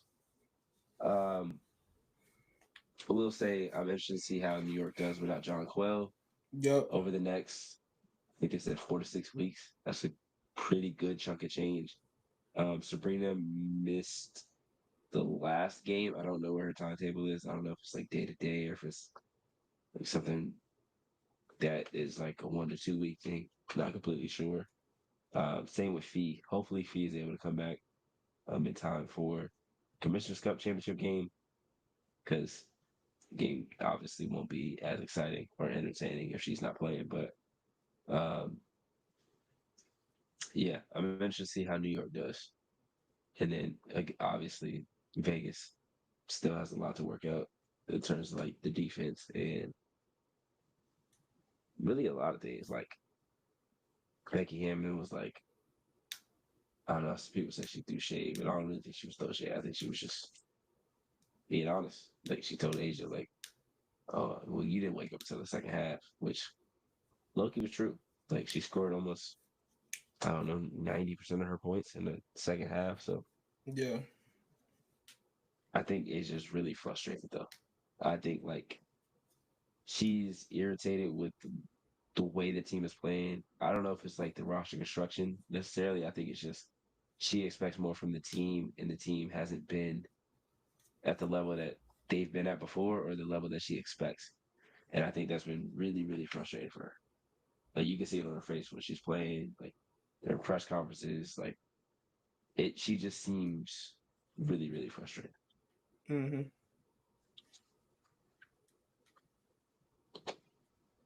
But yeah. Trying to think if there's anything else I got as far as W goes. I don't know. It's just been a disappointing season for the Aces. Yeah, Like just not up they to their standard or up to they the have standard we know Spurs them to where they be. look really good. You said in Spurs they look good. Yeah, in Spurs they look good, and then in Yeah, Spurs they look really bad. yeah, They look like Phoenix last year. yeah, Like when we were like, we don't know who we're gonna get from game to game, and they were literally yeah. like 7-7, 7-8, 9-8, like all season long. Like Vegas could go 2-0 one week, they could go 0-2 one week, and that's something that we're not accustomed to with Vegas, in my opinion, No, or at least like an Asian-led team, I should say.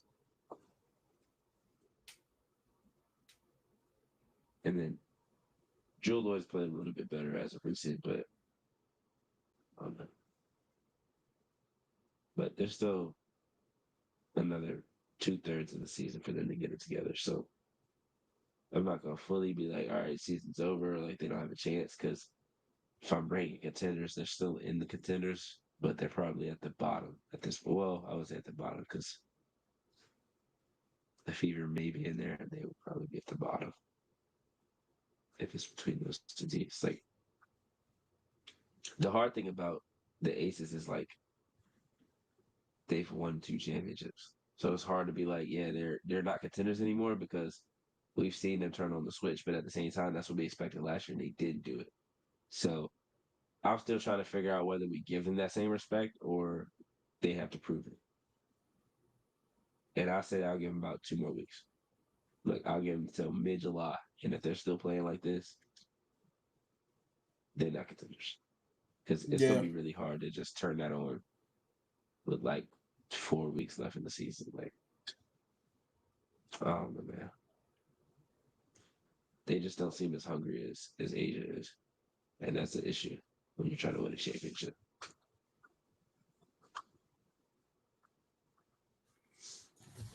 yeah. No, I'm not convinced that they got what it takes to win a chip this year. It's just not it. I mean, it's cool to not say that they're a contender. I mean, hey, just go out there, play your best game every night, get better, maybe, but nah, just I'm just not convinced. Yeah, I don't blame you. I don't blame you. Yeah, they haven't looked very good.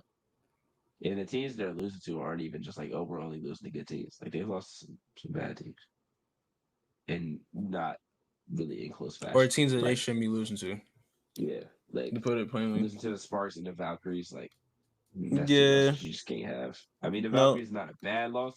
It was the way they lost. Like they yeah, got smacked. The Sparks lost.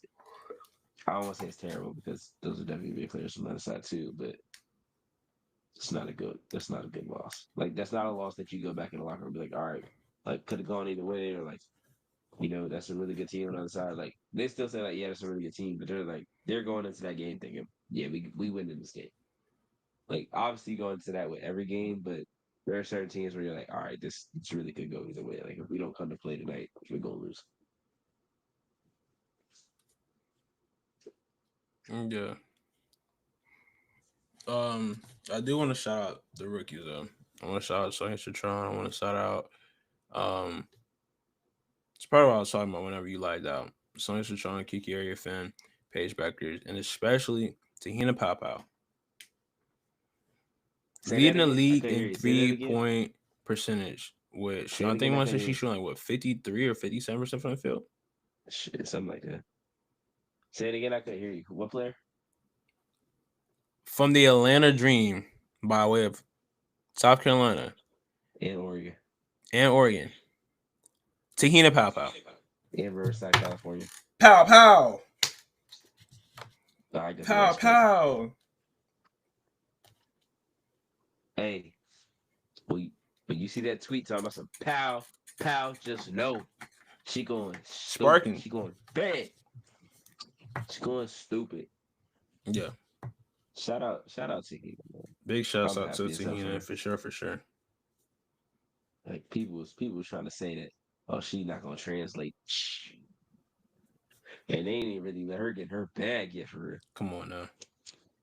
Like she just out there just shooting that thing, and she like, yeah, that's cash. That's cash. Yeah, yeah. She really started to like get really confident in like a team like really, really, really, really, really believes in her. Sky's the limit, man. Just telling No, y'all right now. no. Shout out to the Atlanta Dream. They've definitely looked impressive over these past couple of weeks. They're a team that I think can make some noise and give a contender a hard time. So Yeah, I agree. I want to see them more in those moments though. yeah, Like the game against New York last week. Like I want to see more games like that because when they get to games like that, they tend to struggle a lot. And I want to see if there's any improvement as the season goes on in those situations against the really good teams. Like I want to see them against the Lynx late game. I want to see them against the Mercury, the Storm late game, the Dream late game, or not the Dream, the Aces late game. Um, just because you gotta have a good connection and a hmm good understanding of what you're capable of doing in those moments, especially in the playoffs. Like it's hard to be like bad in the clutch or not win close games and then get to the championship or get to the playoffs and all of a sudden you're just great in the clutch time. Like yeah. that's asking a lot.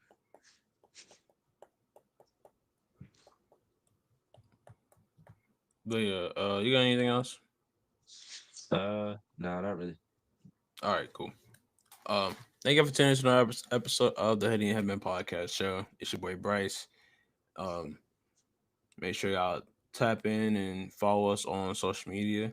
Um, make sure y'all like, comment, subscribe on this video, and definitely subscribe to Most Pussy Media as we'll be pumping out more content. We got Russ's Wrestling got Night of Champions coming up, man. So So dude, definitely we gonna with be a lot live. going on, man. You got boy Got got a a lot to live shit say. coming for y'all boys. Come on now. So definitely want to Can't tap wait to in and be. tune in with them, boy. But other than Yeah, that, man. man, appreciate y'all for tuning in. Oh my gosh, I ain't know why I said that just now.